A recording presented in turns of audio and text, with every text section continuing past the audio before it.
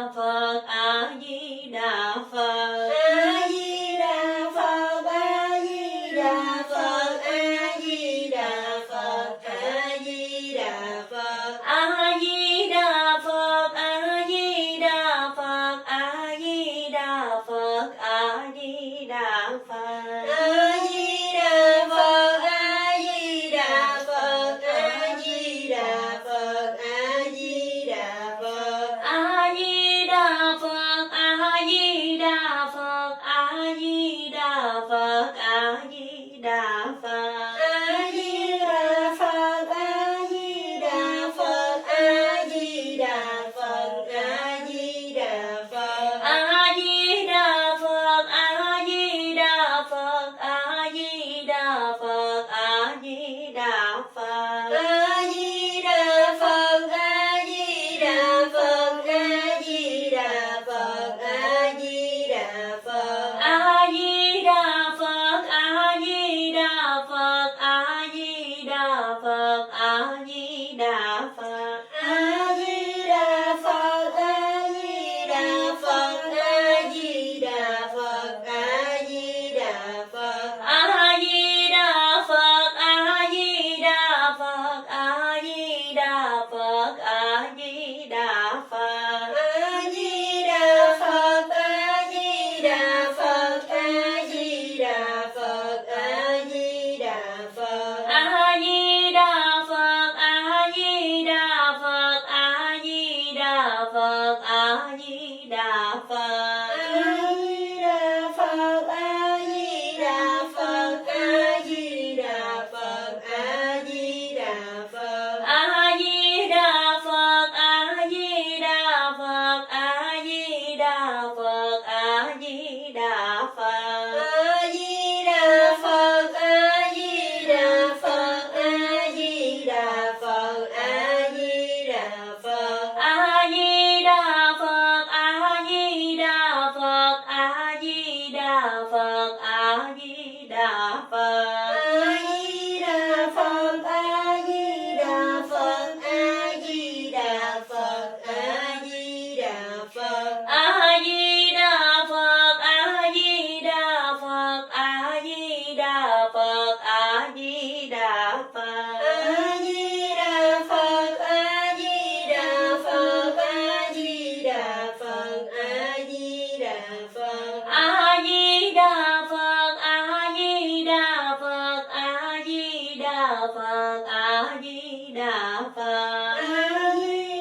A Di Đà Phật, A Di Đà Phật, A Di Đà Phật, A Di Đà Phật. A Di Đà Phật, A Di Đà Phật, A Di Đà Phật, A Di Đà Phật. A Di Đà Phật, A Di Đà Phật, A Di Đà Phật, A Di Đà Phật. A Di Đà Phật, A Di Đà Phật, A Di Đà Phật, A Di Đà Phật.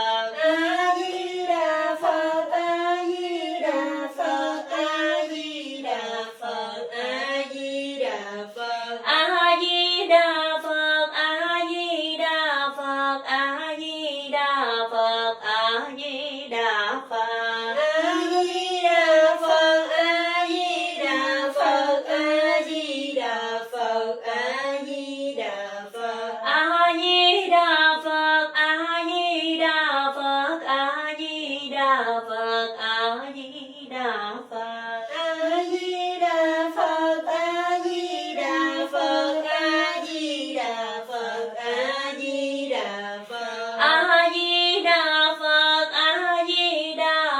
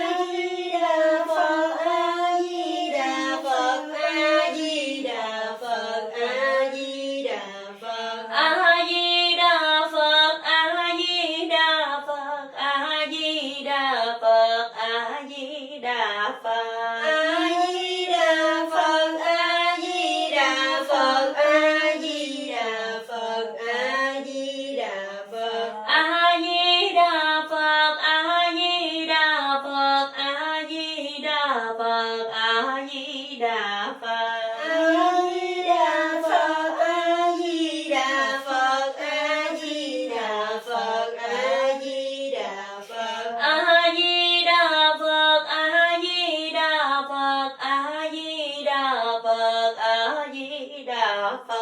A Di Đà Phật, A Di Đà Phật, A Di Đà Phật, A Di Đà Phật. A Di Đà Phật, A Di Đà Phật, A Di Đà Phật, A Di Đà Phật. A Di Đà Phật, A Di Đà Phật, A Di Đà Phật, A Di Đà Phật. A Di Đà Phật, A Di Đà Phật, A Di Đà Phật, A Di Đà Phật. A Di Đà Phật, A Di Đà Phật, A Di Đà Phật, A Di Đà Phật. A Di Đà Phật, A Di Đà Phật, A Di Đà Phật, A Di Đà Phật. A Di Đà Phật, A Di Đà Phật, A Di Đà Phật, A Di Đà Phật. A Di Đà Phật, A Di Đà Phật, A Di Đà Phật, A Di Đà Phật. A Di Đà Phật, A Di Đà Phật, A Di Đà Phật, A Di Đà Phật. A Di Đà Phật, A Di Đà Phật, A Di Đà Phật, A Di Đà Phật. A Di Đà Phật, A Di Đà Phật, A Di Đà Phật, A Di Đà Phật. A Di Đà Phật, A Di Đà Phật, A Di Đà Phật, A Di Đà Phật. A Di Đà Phật, A Di Đà Phật, A Di Đà Phật, A Di Đà Phật. A Di Đà Phật, A Di Đà Phật, A Di Đà Phật, A Di Đà Phật. A Di Đà Phật, A Di Đà Phật, A Di Đà Phật, A Di Đà Phật. A Di Đà Phật, A Di Đà Phật, A Di Đà Phật, A Di Đà Phật. A Di Đà Phật, A Di Đà Phật, A Di Đà Phật, A Di Đà Phật. A Di Đà Phật, A Di Đà Phật, A Di Đà Phật, A Di Đà Phật. A Di Đà Phật, A Di Đà Phật, A Di Đà Phật, A Di Đà Phật. A Di Đà Phật, A Di Đà Phật, A Di Đà Phật, A Di Đà Phật. A Di Đà Phật, A Di Đà Phật, A Di Đà Phật, A Di Đà Phật. A Di Đà Phật, A Di Đà Phật, A Di Đà Phật, A Di Đà Phật. A Di Đà Phật, A Di Đà Phật, A Di Đà Phật, A Di Đà Phật. A Di Đà Phật, A Di Đà Phật, A Di Đà Phật, A Di Đà Phật. A Di Đà Phật, A Di Đà Phật, A Di Đà Phật, A Di Đà Phật. A Di Đà Phật, A Di Đà Phật, A Di Đà Phật, A Di Đà Phật. A Di Đà Phật, A Di Đà Phật, A Di Đà Phật, A Di Đà Phật. A Di Đà Phật, A Di Đà Phật, A Di Đà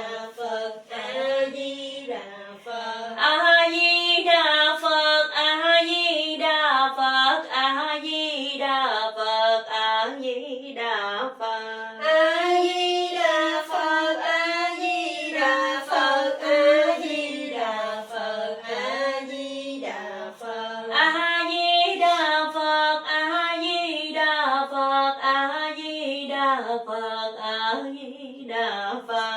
A Di Đà Phật, A Di Đà Phật, A Di Đà Phật, A Di Đà Phật. A Di Đà Phật, A Di Đà Phật, A Di Đà Phật, A Di Đà Phật. A Di Đà Phật, A Di Đà Phật, A Di Đà Phật, A Di Đà Phật. A Di Đà Phật, A Di Đà Phật, A Di Đà Phật, A Di Đà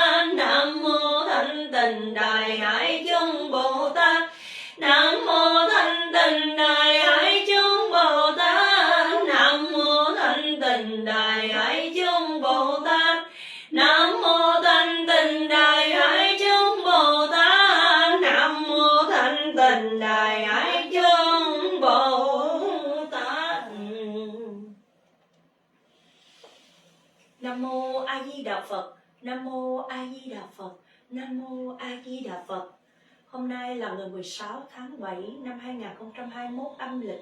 Chúng con nhất tâm niệm Phật hồi hướng cho tất cả các hương linh đã bị tử nạn vì đại dịch Covid. Và chúng con xin được hồi hướng cho các hương linh cuối sinh Đức Phật A Di Đà tiếp dẫn cho các hương linh biết đường về Tây phương Tịnh Độ Quốc. Nam Mô A Di Đà Phật. Con xin được hồi hướng cho các y bác sĩ tuyến đầu, các chiến sĩ, các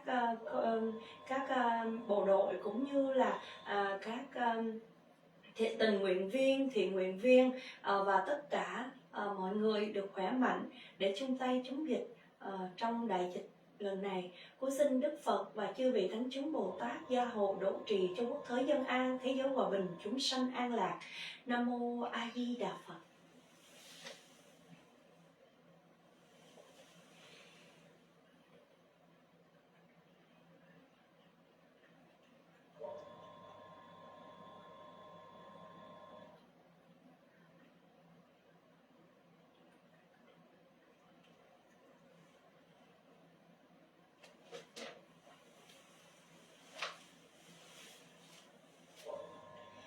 Tự quy Phật xin nguyện chúng sanh thể theo đạo cả phát lòng vô thường.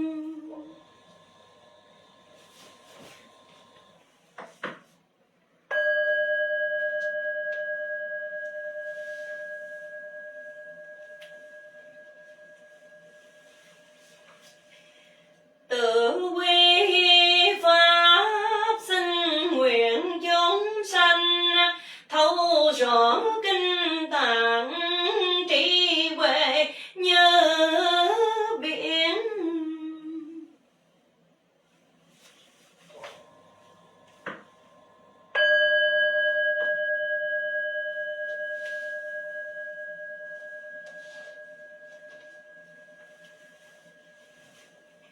Tự quy tăng xin nguyện chúng sanh thông ly đại chúng tất cả không ngại.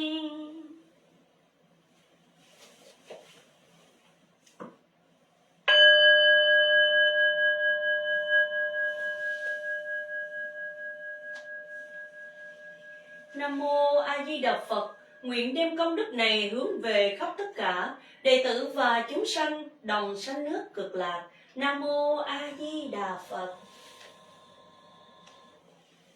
Nam Mô A Di Đà Phật. Nam Mô A Di Đà Phật.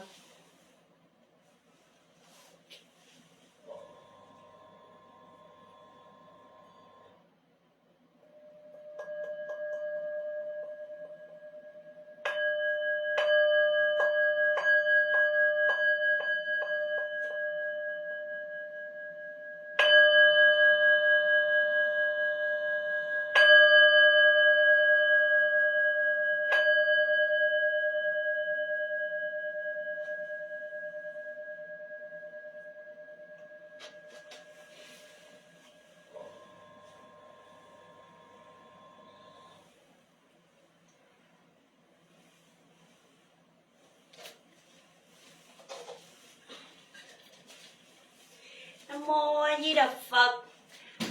Vậy là cái thời niệm Phật của chúng ta cũng mới vừa xong và cũng mới vừa kết thúc luôn. Cảm ơn tất cả mọi người đã cùng với Kim Anh niệm Phật ngày hôm nay nha. Tại vì hôm nay thì Kim Anh tại vì thật sự ra thì Kim Anh thì Kim Anh thấy là có rất là nhiều những giống như là những người họ mất thấy rất là thương.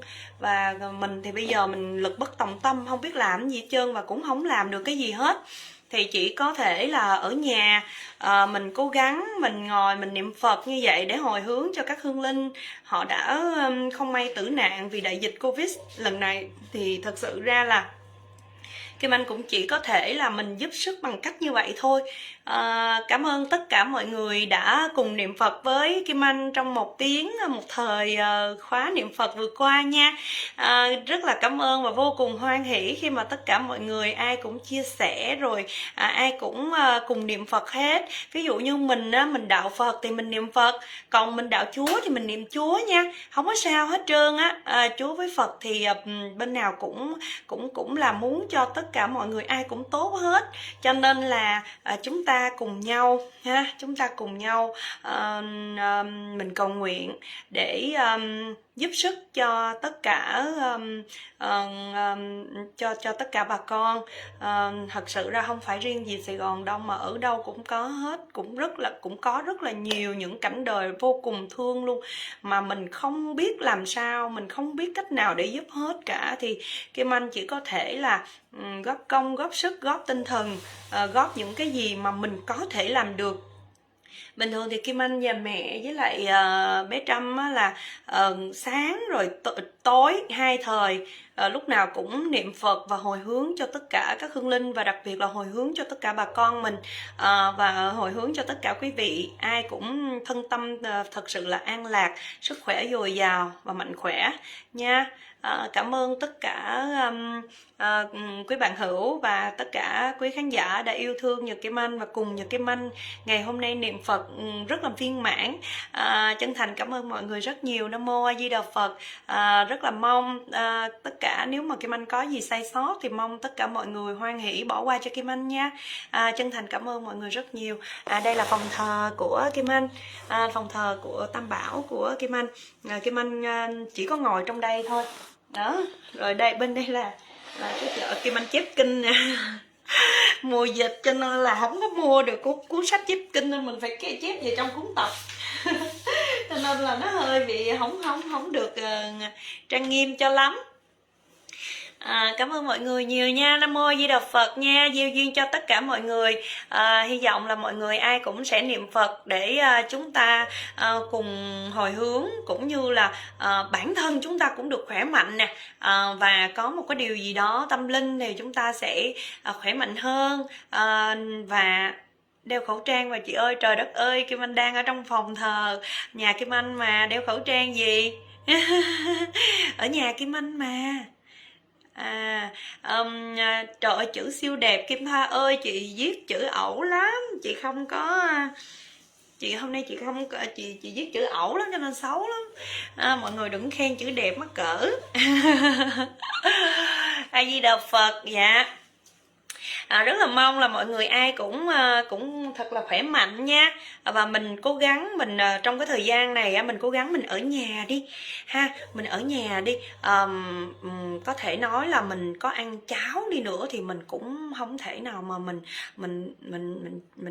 chết được, nhưng mà thật sự ra nếu mà mình đi ra ngoài đường bây giờ rất là nguy hiểm, cho nên cả nhà mình cố gắng nha, cố gắng mình tạm thời mình ở nhà chịu khó, có gì mình ăn nấy, mình chịu khó đi. Giống như Kim Anh đó, Kim Anh than với cô Tin đó là mẹ hết đồ ăn rồi, cái là cô Tin lấy ra cho mẹ một đống bánh luôn, nhưng mà đâu có gửi đi được đâu, thấy thương lắm. Nên là cả nhà mình cố gắng nha. Tuy rằng Kim Anh biết rằng là thời gian này ở nhà sẽ rất là buồn, rất là chán, nhưng mà cả nhà mình thử đi. Thử bây giờ Kim Anh sẵn đây ha, mình cùng chơi một cái game được không? Một cái game nho nhỏ thôi. Kim Anh đó thì Kim Anh trong cái thời gian này Kim Anh ở nhà đó thì Kim Anh coi rất là nhiều pháp thoại của các sư thầy sư cô nè, rồi nghe của đại sư Ấn Quang nè, rồi nghe của Đức Ngài Pháp Sư Tịnh Không nè, rồi đặc biệt là của Đại Đức Thích Giác Nhàn nữa. Các ngài chỉ dạy cho mình và Kim Anh học được đó là một cái cách niệm Phật, đó là niệm Phật 334. Thì hôm nay sẵn tiện ha, mình chơi một cái game nha. Mình chơi một cái game thử coi cả nhà mình có làm được không. Thì bây giờ coi như là mình sẽ thử thách bản thân mình, và mình thử thách Kim Anh cũng thử thách Kim Anh, và Kim Anh cũng thử thách tất cả mọi người luôn. Bây giờ thử coi là bây giờ nếu như mà ai mà làm được á thì Kim Anh sẽ hết dịch đi, Kim Anh sẽ tặng quà cho người đó, chịu không? Nhưng mà với điều kiện nha là cả nhà mình phải quay phim lại rồi gửi vào trong inbox và trang cá nhân của Kim Anh nha, chứ không có gửi trang fanpage nha. Trang fanpage có tích xanh á, Kim Anh không có check được, tại vì nhiều quá, tới 8 triệu người theo dõi lận, cho nên Kim Anh không có thể nào check hết được cái tin nhắn, cho nên đừng có gửi fanpage mà gửi ở trong trang cá nhân này của Kim Anh ha. Cả nhà mình chỉ cần là đặt cái máy quay ở trước mặt vậy nè, giống như Kim Anh đang livestream nè. Cả nhà mình đặt máy đó, xong cả nhà mình niệm giống như Kim Anh nha, nhớ là niệm giống vậy nè, mà niệm khoảng trong vòng 30 phút. Bình thường á là Kim Anh thử thách là tới 1 tiếng lần á, giống như Kim Anh thử thách bèo nè. Nhưng mà bây giờ thì Kim Anh thử thách cả nhà mình, có nhiều người chưa biết á, thì Kim Anh thử thách chỉ có là 30 phút thôi, không cần 1 tiếng đâu, 30 phút thôi. Chỉ cần là cả nhà mình niệm như thế này nha, mà niệm hoài đúng 30 phút, mà cứ luân phiên như vậy, luân phiên hoài như vậy. Thì thứ nhất là cái game này đó là cả nhà mình á phải tập trung vào cái câu niệm Phật. Nếu như cả nhà mình mà suy nghĩ, hoặc cả nhà mình mà vọng tưởng, hoặc là cả nhà mình mà nghĩ tới một cái chuyện gì á, cái là cả nhà mình sẽ niệm sai liền. Cho nên á là rất là cần chúng ta phải chú tâm. Chú tâm ở đây là giống như trong kinh Phật mình gọi là định đó. Mình cố gắng mình định ha. Thì mình sẽ niệm như thế này nha. Chừng nào mà mình niệm liên tục như vậy mà mình không bị lộn nè, hay là mình không bị quên nè, hay là mình không bị ngưng nè, lúc nào cũng phải đều đúng 30 phút, đều như vậy, mà không bị lộn ha, thì lúc đó mới thành công nha. Còn nếu như mà niệm mà sai là coi như là không có thành công rồi. Cho nên bây giờ Kim Anh thử coi cả nhà mình có làm được không ha. Bây giờ chúng ta hãy tự thử thách bản thân mình, cũng như là chúng ta tự thử thách mọi người trong nhà mình thử coi. Giống như Kim Anh nè, Kim Anh thử thách bèo nè, Kim Anh thử thách mẹ nè, đó, thử thách mọi người coi ai làm được không. Thì cái cách của Kim Anh đó là cái cách niệm Phật 334. Thì chúng ta cũng ví dụ như chúng ta ngồi á, đây sẵn thì Kim Anh chia sẻ luôn ha. Đây, ok. Ví dụ Kim Anh xin lỗi nha, ngồi đây, có thể chúng ta sẽ ngồi, chúng ta sẽ ngồi kiết già cũng được ha. Chúng ta ngồi kiết già như vậy cũng được ha. Nếu mà ai mà ngồi kiết già giỏi á, thì mình sẽ ngồi kiết già như vậy cũng được. Còn nếu mà chúng ta không ngồi kiết già được á, thì chúng ta sẽ ngồi bán già như thế này ha. Đó, ngồi bán già như thế này cũng được. Đó, hoặc là nếu mà ai mà không ngồi được bán già á, thì mình cũng ngồi bình thường thôi, ngồi vậy cũng được nữa. Thì chúng ta ngồi như vậy ha. Đây, đúng rồi. Đây. Rồi, sau đó thì khi vậy thì chúng ta chỉ cần ngồi để tay như vậy thôi ha. Nếu mà chúng ta để hai cái ngón tay này vào với nhau cũng được, còn không thì chúng ta để chồng lên nhau vậy thôi. Nếu mà cả nhà mình mà nó bị hỏng cái chỗ này thì có cái khăn này chúng ta để đây. Đó, chúng ta ngồi vậy. Rồi, xong rồi chúng ta ngồi thẳng lưng ha. Nếu mà có cái bồ đoàn á, mình ngồi á, thì cái lưng mình nó sẽ thẳng hơn. Quy định thời gian gửi hả? Ok. Rồi, từ bây giờ cho tới tới ngày mấy nhỉ? Cho tới 1 tây tháng 9 đi ha, tới 1 tây tháng 9 nha. Và nếu như ai thành công thì Kim Anh sẽ tặng nguyên một bộ sản phẩm của Laura Sunshine cho bạn đó. 30 phút nha. 30 phút, chỉ cần cả nhà mình cả nhà mình phải niệm liên tục trong 30 phút đó, không được sai, không được lộn, và hơn nữa là không được cắt ghép video nha. Ai mà chơi ảo thuật cắt ghép video, hay là ai mà chơi mà dựng phim hay này cái nọ lên cắt ghép lại là không có chơi nha. Như vậy là chơi gian xảo nha. Mình phải tự mình niệm Phật mới được nha. Rồi bây giờ Kim Anh chỉ cái cách niệm Phật 334. Ngay bây giờ thì Kim Anh cũng xin nói luôn, nếu như mà ai mà đã biết niệm Phật 334 rồi thì Kim Anh cũng xin là hoan hỷ bỏ qua cho Kim Anh nha.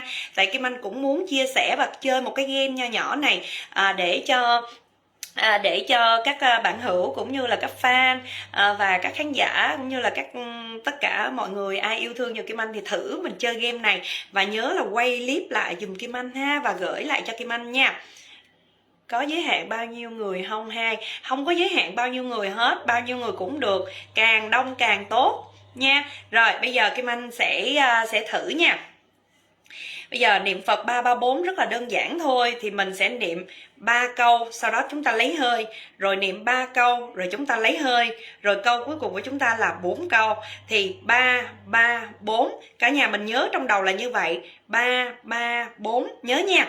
Rồi, nếu như mà mình niệm liên tục 30 phút mà mình bị lộn, bị quên, bị ngưng, bị gián đoạn, thì tức là mình sai rồi, mình không có thành công nha. Rồi, ok, bây giờ các bạn thử nè, chúng ta sẽ niệm như thế này.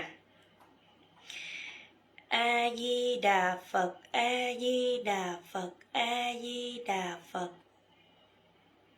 A Di Đà Phật, A Di Đà Phật, A Di Đà Phật. A Di Đà Phật, A Di Đà Phật, A Di Đà Phật, A Di Đà Phật. Xong rồi chúng ta lại niệm lại, trở lại đầu tiên. Đó, cứ như vậy niệm hoài 30 phút mà không được chậm quá nha. Bây giờ Kim Anh sẽ niệm liên tục cho cả nhà mình coi thử nha. Và đây là cái game bắt đầu từ ngày mai nha. Cả nhà mình cố gắng nha, thử nè. A Di Đà Phật, A Di Đà Phật, A Di Đà Phật. A Di Đà Phật, A Di Đà Phật, A Di Đà Phật. A Di Đà Phật, A Di Đà Phật, A Di Đà Phật, A Di Đà Phật. A Di Đà Phật, A Di Đà Phật, A Di Đà Phật. A Di Đà Phật, A Di Đà Phật, A Di Đà Phật. A Di Đà Phật, A Di Đà Phật, A Di Đà Phật, A Di Đà Phật. A Di Đà Phật, A Di Đà Phật, A Di Đà Phật. A Di Đà Phật, A Di Đà Phật, A Di Đà Phật.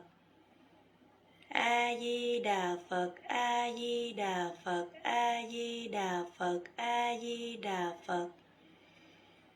A Di Đà Phật, A Di Đà Phật, A Di Đà Phật.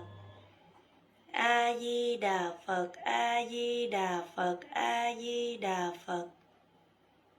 A Di Đà Phật, A Di Đà Phật, A Di Đà Phật, A Di Đà Phật.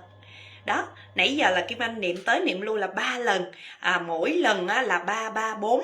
Nhớ nha cả nhà nha, mình chỉ cần niệm như vậy thôi, liên tục trong 30 phút mà không bị lộn, không bị liệu hay không bị ngưng. Chết rồi, tôi niệm tới số mấy rồi là không có được nha. Như vậy là mình sẽ không thành công rồi. Bây giờ chúng ta hãy thử thách bản thân mình. Nếu như mà bạn nào giỏi thì mình niệm luôn 1 tiếng đồng hồ thử như thế nào. Kim Anh thì 30 phút là vô tư rồi đó. 1 tiếng là cũng tạm được. Còn các bạn thì cố gắng lên nha. Chúng ta luôn niệm Đức Phật A Di Đà. Để thứ nhất nè, niệm Phật có rất là nhiều cái tối ưu luôn. Ví dụ như niệm Phật chúng ta có thể khi mà chúng ta niệm Phật như vậy á, thì khi mà niệm 334 á, chúng ta sẽ giảm bớt đi cái vọng tưởng ha, tại vì chúng ta sẽ tập trung vào chữ niệm Phật. Và khi chúng ta tập trung vào chữ niệm Phật á, thì vọng tưởng của chúng ta không có, phiền não chúng ta từ từ sẽ được diệt mất. Đó, và khi cuộc sống của chúng ta không có phiền não, không có lo âu, không có buồn rầu, thì đó là một cái sự bình an trong cuộc sống, đúng không ạ? Đó, và hơn nữa là khi mà chúng ta niệm Phật mà chúng ta tập trung, có nghĩa là chúng ta định được và chúng ta niệm Phật tốt được á, thì như lúc đó đó là những cái câu niệm Phật á rất là nhiệm màu. Những câu niệm Phật đó có thể hóa giải được các nghiệp chướng của bản thân mình nữa. Cho nên là mình cố gắng nha. Rồi quà của chúng ta đó là 3 cây son nè, 2 chai sữa tắm nè, và cái gì nữa nè, đó, rồi nói chung là một bộ mỹ phẩm của Laura Sunshine. Cho nên là cả nhà mình yên tâm nha. Chúng ta rất là đơn giản, trong thời gian này chúng ta ở nhà đâu có làm gì đâu, đúng không? Nhưng mà lưu ý giùm Kim Anh nha, nếu mà cả nhà mình á mà ăn mặn ha, nếu mà ăn chay thì không sao, nhưng mà nếu mà ăn mặn á thì chúng ta đánh răng trước khi chúng ta niệm Phật nha. Như vậy thì sẽ tôn nghiêm và sẽ tốt hơn nha cả nhà mình nha. Rồi, cảm ơn cả nhà mình nhiều. Hy vọng là cái game show này của Kim Anh, game nhỏ nhỏ này của chúng ta sẽ nhận được rất là nhiều những video clip mà thành công của các bạn. Hy vọng rằng là các bạn sẽ thành công với với cái thử thách này của Nhật Kim Anh nha. Rồi cảm ơn cả nhà mình nhiều. Đúng rồi, đi đứng nằm ngồi đều niệm Phật rất là tốt. Đúng rồi, đúng rồi. Kim Anh luôn luôn là đi đứng nằm ngồi đều niệm Phật. Nếu như chúng ta đừng có quan tâm là chúng ta niệm Phật là chúng ta ăn mặn, hay chúng ta đi tiểu tiện hay đại tiện, hay là chúng ta đi tắm, hay chúng ta không niệm Phật được. Không có nha, chúng ta vẫn niệm Phật được, nhưng chúng ta niệm ở trong tâm, chúng ta đừng niệm ra ngoài ha. Đừng có niệm ra ngoài, là như vậy là không. Khi mà chúng ta đi những cái điều đó đó, những cái mà vệ sinh cá nhân của mình á, thì mình niệm ra ngoài, niệm ra ngoài miệng á, thì sẽ là bất kính. Cho nên cả nhà mình chịu khó, nếu như mà chúng ta làm vệ sinh cá nhân thì chúng ta niệm ở bên trong tâm nha. Chúng ta niệm ở trong tâm mình á nha cả nhà. Rồi ngày 1 tây tháng 9 là game show sẽ hết nha. Rồi cả nhà mình cố gắng gửi vào trang cá nhân này cho chị Kim Anh nha. Cảm ơn cả nhà mình rất nhiều. Chúc cho cả nhà mình thân tâm luôn an lạc và hoan hỷ trong cuộc sống.